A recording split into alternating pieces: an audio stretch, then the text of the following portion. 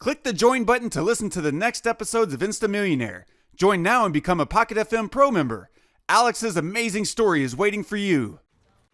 Episode 10, Who Helped Rose? After the training session, Zara and the other girls from the cheerleading squad left with the basketball team. The task of cleaning up the equipment naturally fell to Alex, the service assistant. Rachel looked at Alex with pity. She wanted to stay and help him organize the equipment, but Zara pulled her away, saying, "Alex's only value to the cheerleading squad is helping us pack up. Otherwise, we would have kicked him out already." As Alex was packing up the equipment for the cheerleading squad and putting it in the storeroom, his phone rang. It was Mark. "Sir, Ken said that the matter has been settled." "Okay, that's great," Alex said and hung up the phone. Alex couldn't believe how quickly his family had sorted it out. It had only been an hour since Alex called them. He guessed that Rose would soon hear the news. Later, at around 5 that afternoon, Alex was jogging when he received a call from Joe. Joe seemed very happy. "Alex, where are you?" "At the sports field. Why do you sound so happy? Is everything all right now with Rose?" Alex thought that the news must have reached her by now. "Wow, how did you know? Her dad only called 20 minutes ago and you already knew?" Joe asked in surprise. "You sound so happy that I knew the problem must be sorted," Alex smiled faintly. "That's true." Joe raised his voice again and said, "Now that you're back in her good books, Rose said she wants to treat you to dinner. We're already on our way there." "You guys go ahead. I don't want to go." Rose hated him so much.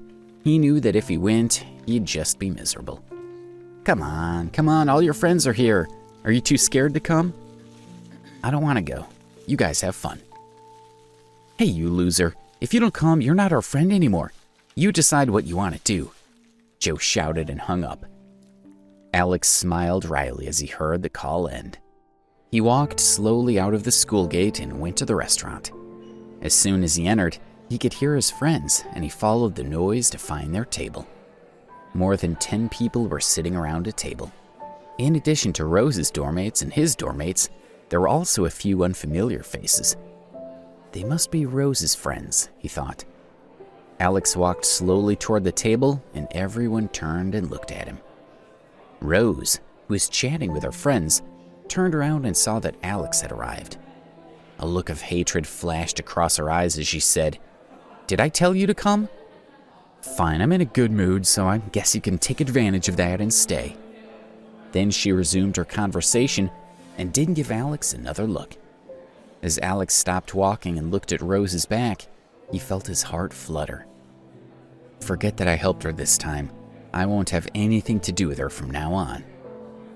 Joe quickly walked over to Alex and whispered to him, "Leave her alone. Your friends are happy you came. Come and sit with me." As he spoke, Joe pulled Alex over and sat down beside him. As Alex sat down, Rose glanced at him in disgust.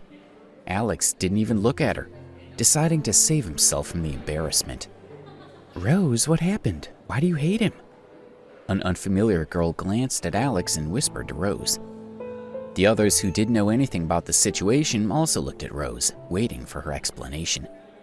Rose's gaze swept across Alex, and then she looked at the others. She sneered arrogantly and said, "This guy's unbelievable. We went to the Metro Sky Bank to withdraw money yesterday morning, but he doesn't even have a card for that bank." Those who didn't know what had happened all covered their mouths and smiled when they heard Rose's words. They couldn't help but look at Alex. Only Susan, Joe, and the others who were familiar with the situation looked extremely embarrassed.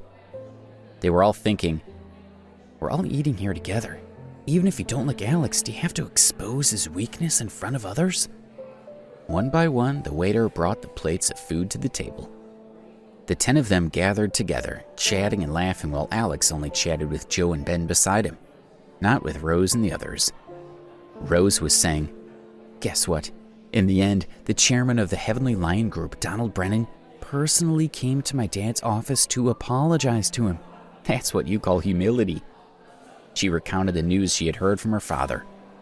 Her friends replied, "Awesome, Rose. To be honest, I didn't expect that your family could solve this problem so easily." After all, this is the Heavenly Lion Group, one of the top 10 enterprises in New York City. Yeah, Donald has awesome power. It's even on the internet. He once made a company disappear, but your family problem was solved in less than a day, another guy said as he gave a thumbs up. Tell us who exactly helped your family so we can tell everyone, another boy said to Rose as he smiled. Of course, I must also wonder who helped my dad. Donald Brennan might be a tough nut to crack for others, but it seems that he's no match for my dad, Rose said. Wait a minute, I'll call my dad and ask him. She took out her cell phone, dialed her father's number, and turned on the speaker. Dad, which uncle did you ask for help this time? Rose suddenly felt that something wasn't right. When Dad called me this morning to have a go at me, he said all kinds of mean things, she thought. He said that he couldn't do anything to make Donald give in after the disaster I've caused. Could it be that later on, in a flash of inspiration, he's remembered someone powerful that he didn't think about before?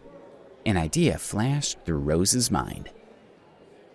Join button to listen to the next episodes of Insta Millionaire. Join now and become a Pocket FM Pro member.